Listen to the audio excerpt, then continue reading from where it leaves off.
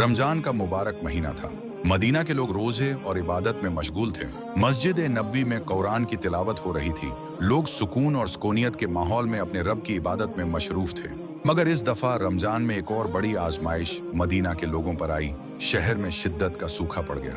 आसमान से बारिश नहीं हो रही थी, खेतियां सूख गई थीं और तालाब और कुएं भी तेजी से खुश्क हो रहे थे। पानी और खाने की कमी होती गई और लोगों के घरों में अनाज तक न रहा। गरीबों का हाल यह था कि वे एक एक दाने को मोहताज हो गए थे। रोजेदार शख्स भी रोजे के बाद सिर्फ पानी पीकर गुजारा कर रहा था। बच्चे भूख से बिलख रहे थे और माओं की आंखें गम से भर गई थीं। जब यह हालत मदीना के व्यापारियों ने देखी तो उन्होंने अपने माल के दाम बढ़ा दिए। उनके दिल में लालच आ गई और उन्होंने महंगाई कर दी।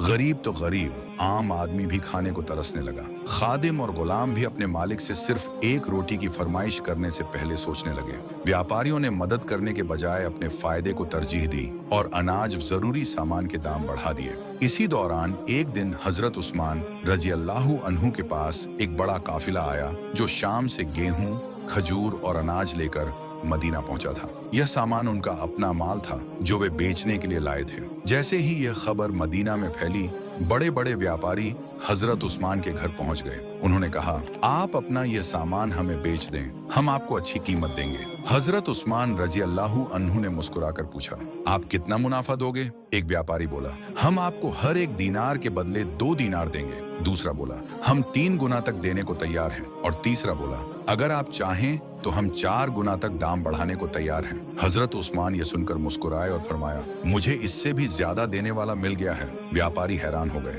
उन्होंने कहा, मदीना में हमसे बड़ा कोई व्यापारी नहीं, आखिर आपको हमसे ज्यादा देने वाला कौन है? हजरत उस्मान रजी अल्लाहु अन्हु ने जवाब दिया, मेरा रब अल्लाह ताला, क्योंकि अल्लाह हर नेकी का बदला 10 गुना तक देता है। फिर उन्होंने पूरे का पूरा सामान गरीबों में मुफ्त बांट दिया।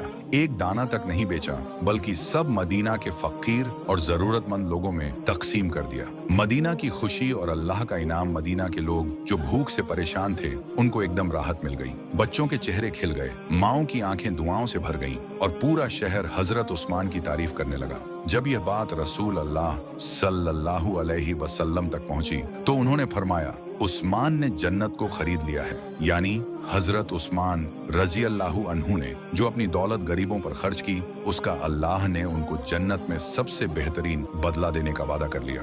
एक गरीब बुढ़िया जो भूख से बेहाल थी, हजरत उस्मान रजी अल्लाहु अन्हु के पास आई। उसने कांपते हाथों से एक टुकड़ा रोटी उठाया और रोटी को चूम कर बोली, या उस्मान, आप सच में एक वली हैं। अल्लाह की कसम, आज अगर आप न होते तो हमारी मौत भूख से हो जाती। ये सुनकर हजरत उस्मान की आंखें भी नम हो गईं, मगर उनके चेहरे पर एक सुकून था। अगर आपको यह वाकया पसंद आया हो तो इसे दूसरों तक जरूर पहुंचाएं।